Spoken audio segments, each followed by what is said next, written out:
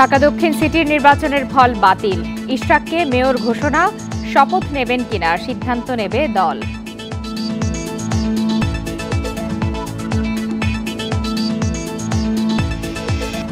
যুক্তরাষ্ট্রের সাবেক স্বাস্থ্যমন্ত্রী নাসিমের ছেলে তমালের 14টি অ্যাপার্টমেন্টের খোঁজ, দুদকের মামলা।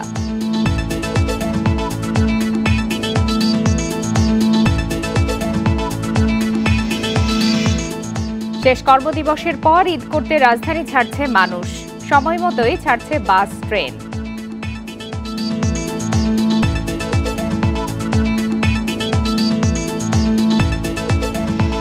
এই ঈদে জামা জুতো অ্যাক্সেসরিজের ডিসকাউন্ট। আমন্ত্রণ জানাচ্ছি সংবাদ সন্ধ্যায়। আপনাদের সাথে আছি আমি ফারহানা লোপা। এতক্ষণ শিরোনাম জানাচ্ছিলাম, এবার জানাবো বিস্তারিত।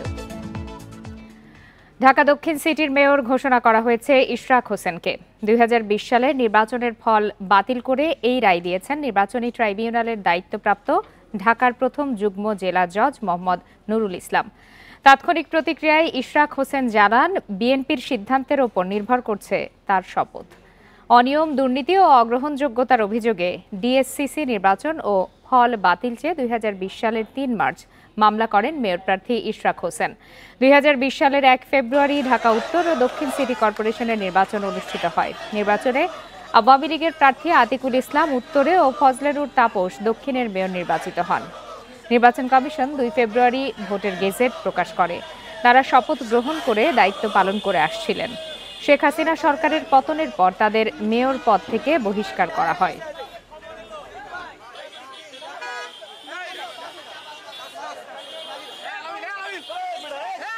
আজকে ন্যায় বিচারের আমি পেয়েছি এবং বাংলাদেশে ন্যায় বিচার ফিরে আসুক, জনগণ যে একজন সাধারণ নাগরিক যাতে তার ন্যায় বিচারটি পায়, সেটির ধারাটা যে শুরু হচ্ছে বা শুরু হয়েছে খুনি স্বৈরাচারী ফ্যাসিবাদী হাসিনা সরকারের পতনের পর, সেটির ধারাটা অব্যাহত থাকুক।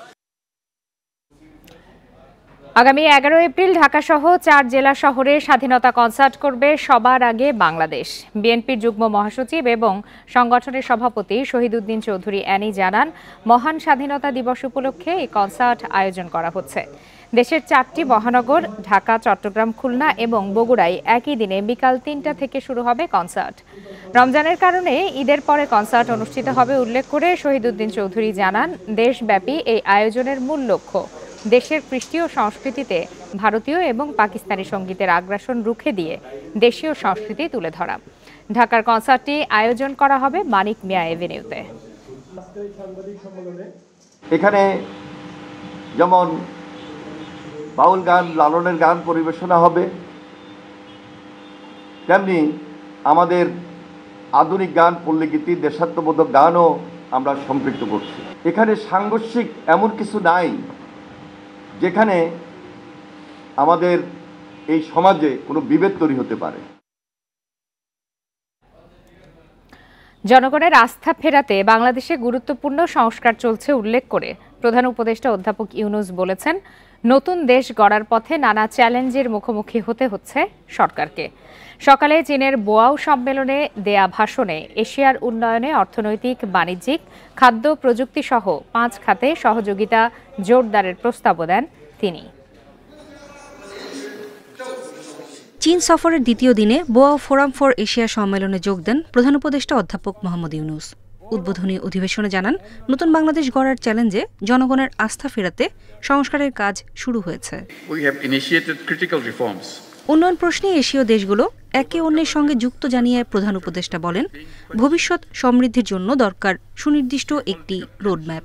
5টি গুরুত্বপূর্ণ ক্ষেত্রে সহযোগিতা জোরদারের তাগিদ তার। এশিয়ায় টেকসই অর্থনৈতিক ব্যবস্থা জরুরি। আমাদের এমন একটি নির্ভরযোগ্য তহবিল লাগবে যা দিয়ে আগামী চ্যালেঞ্জ মোকাবেলা ও ক্রমবর্ধমান চাহিদা পূরণ করা যাবে। বাণিজ্য সহযোগিতা বাড়াতে কাজ শুরু করতে হবে। উৎপাদন বাড়াতে হবে, খাদ্য নিরাপত্তা নিশ্চিতে কমাতে হবে আমদানি নির্ভরতা। এসবে রোহিঙ্গা প্রসঙ্গে অধ্যাপক ইউনূস জানান, তাদের কারণে নেতিবাচক প্রভাব পড়ছে সমাজ, অর্থনীতি ও পরিবেশে।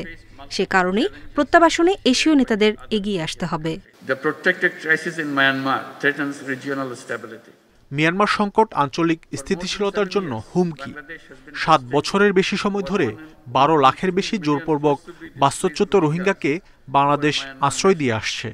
তারা মিয়ানমারের নাগরিক, তাই তাদের নিরাপদ প্রত্যাবাসন নিশ্চিত করতে এশীয় নেতাদের একসঙ্গে কাজ করতে হবে।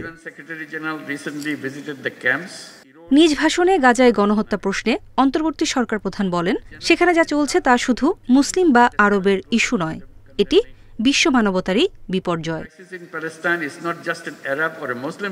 নূরে জান্নাত, ইন্ডিপেন্ডেন্ট নিউজ। জাতীয় ঐকমত্য কমিশনে নিজেদের প্রস্তাব জমা দিয়েছে বিপ্লবী ওয়ার্কার্স পার্টি। সকালে জাতীয় সংসদ ভবনের নির্বাচন ব্যবস্থা সংস্কার কমিশন প্রধান বদিউল আলম মজুমদারের কাছে দলীয় মতামত পেশ করেন দলের সাধারণ সম্পাদক সাইফুল হক।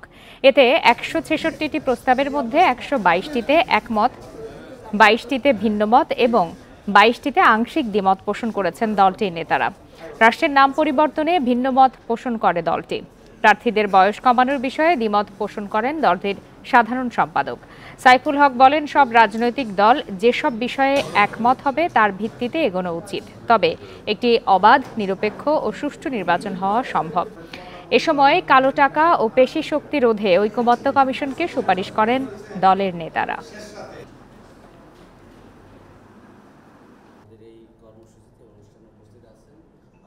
রাষ্ট্রের নামকরণের ব্যাপারে তারা যেভাবে পরিবর্তনের প্রস্তাবনা ছিল, সে ব্যাপারে আমরা আমাদের ভিন্নমত আমরা প্রকাশ করেছি। আমরা বলেছি নামকরণটা এটা মুক্তিযুদ্ধের মধ্য দিয়ে একটা ঐতিহাসিক প্রেক্ষিত আছে, সে প্রেক্ষিতে আমাদের বাংলাদেশ রাষ্ট্রের নামকরণ হয়েছে সাংবিধানিকভাবে। আমরা মনে করি সেটা অক্ষুণ্ণ থাকা দরকার। প্রিয়জনের সাথে ঈদ আনন্দ উদযাপন করতে ভোগান্তি ছাড়াই ঢাকা ছাড়ছেন বাস ও ট্রেনের যাত্রীরা। বাস টার্মিনালে কোনো ঝক্কি নেই, ট্রেনেও নেই শিডিউল বিপর্যয়, তাই খুশি যাত্রীরা। মহাখালী বাসস্ট্যান্ডের বৃহস্পতিবার সকাল 10টার চিত্র। কাউন্টারে নেই হুড়োহুড়ি, যাত্রীদের টিকিটের জন্য নেই দীর্ঘ লাইনও। একই অবস্থা গাবতলী বাসস্ট্যান্ডেও।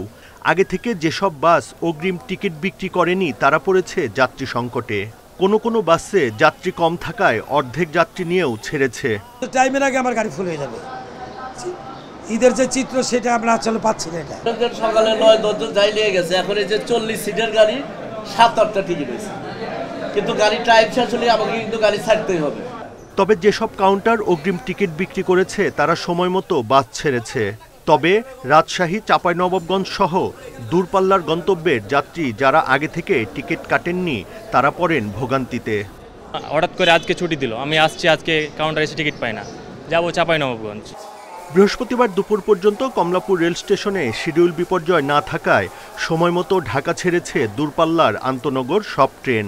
ভোগান্তি ছাড়া স্বস্তিতে ট্রেন ভ্রমণে খুশি যাত্রীরা। কোনো ভোগান্তি এখনো পর্যন্ত হয়নি। ট্রেন যেহেতু ফাঁকা এবং খুব স্বস্তির, আমি বলবো যে খুব স্বস্তির যাত্রাই হচ্ছে। এইবার অনেকটা স্বস্তিতে যাইতে পারতেছি, বিশেষ করে আপনার ঢোকা এবং ট্রেনে ওঠা এবং যাওয়া। আশা করি যে এতক্ষণ যতটুকু সুশৃঙ্খলভাবে হয়েছে বাকিটুকু স্বাভাবিকভাবে শেষ হবে। রেলপথের নির্বিঘ্ন ভ্রমণ নিশ্চিত করতে বাংলাদেশ রেলওয়ে কাজ করছে বলে জানান স্টেশন ম্যানেজার। যাত্রী সাধারণের স্বাচ্ছন্দ্য ভ্রমণের ক্ষেত্রে যতটুকু নিরাপত্তা দেওয়া দরকার এবং চেকিং দরকার সবকিছুই অ্যারেঞ্জমেন্ট আছে, সবকিছু সম্পন্ন হয়েছে, আপনারা দেখতেছেন। ঈদে ঘরমুখ যাত্রীদের চলাচল নির্বিঘ্ন করতে বাসস্ট্যান্ড, রেল স্টেশন সহ গুরুত্বপূর্ণ জায়গাগুলোতে পর্যাপ্ত সংখ্যক আইন শৃঙ্খলা বাহিনীর সদস্য মোতায়েন করতে দেখা গেছে। Buddhadeb Kundu, Independent News, Dhaka. ঈদ উপলক্ষে জামা, জুতার পাশাপাশি নিত্য পণ্যেও মিলছে নানা অফার। চাঁদ রাত পর্যন্ত 500-র বেশি পণ্যে অফার দিচ্ছে super shop daily shopping. Banglalink orange ক্লাবের গ্রাহকরা পাচ্ছেন 7% ছাড়। ডেইলি শপিংয়ে ভ্যাট ছাড়া কেনাকাটার পাশাপাশি নানা অফারে খুশি ক্রেতারা।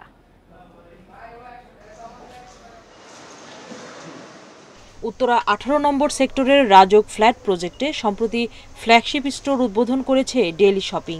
সারা দেশে ছড়িয়ে থাকা 80টি আউটলেটের মধ্যে এটি সবচেয়ে বড়। একই ছাদের নিচে মিলছে মুদি, মাছ, মাংস, শাকসবজি, ফল থেকে কসমেটিক্স, ইলেকট্রনিক্স, ক্রোকারিজ এবং পোশাক ও জুতো সহ নানা ধরনের পণ্য।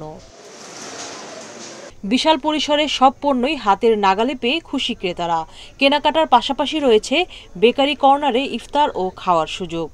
এখানে এই প্রজেক্টটার জন্য একটা ডেইলি শপ খুব বেশি প্রয়োজন ছিল, যেটা আমাদের যে না পাওয়া জিনিসগুলো এখান থেকে আমরা কালেক্ট করতে পারি। এবং নতুন নতুন আইটেম, যেমন পাঞ্জাবের আইটেমটা নতুন আসছে, ট্রাউজার, যে জামা কাপড়, লুঙ্গি, তো এটা আরও বেশি আমাদেরকে উদ্বুদ্ধ করছে আনকমন জিনিসের জন্য। এক জায়গায় সব কিছু পেয়ে যাচ্ছি আমরা, মাছ, তরি তরকারি থেকে সবজি, ফল, তারপরে শুকনা এগুলো, চাল, ডাল, সব কিছু আর কি। বছর জুড়েই নানা অফার চলছে ডেইলি শপিংয়ে। রমজান ও ঈদ উপলক্ষে সেমাই, চিনি সহ নানা পণ্যে দেয়া হচ্ছে ছাড়। সাথে যোগ হয়েছে বাংলা লিংকের অরেঞ্জ ক্লাবের অফার। এটা হচ্ছে সর্বনিম্ন 1000 টাকা বাজার করলে ওনারা সেটাতে অংশগ্রহণ করতে পারবে। 1000 টাকার উপরে যত বাজার করবে তো সেখানেই তারা 7% ক্যাশব্যাক পাবে, সাথে সাথে মানে ডিসকাউন্ট পাবে। আছে আমাদের প্রায় 500 উপরের প্রোডাক্টে আপনার বিভিন্ন ধরনের ডিসকাউন্ট চলছে, buy one get one, buy two get one. That's why এখানে আমরা সার্ভিসটা পাচ্ছি ভালো, মালের কোয়ালিটিও ভালো থাকে, তো সেই প্রেক্ষিতে আমরা এখানে আসলে সুবিধাটা পাচ্ছি। ক্রেতারা বলছেন ডেইলি শপিংয়ে স্বস্তিতে বাজার করতে পারছেন তারা। প্রতিদিনই মিলছে তাজা মাছ, মাংস। এখান থেকে খুবই কনভিনিয়েন্ট ওয়েতে আমরা যারা এখানে কলোনিতে আছি বেশ সহজে আমরা জিনিসগুলো পাচ্ছি। আমরা যা চাচ্ছি এটা পাচ্ছি এখানে, তো এজন্য আসার, বাচ্চা কাচ্চা নিয়ে শপিং করার জন্য আসলে এটা পারফেক্ট।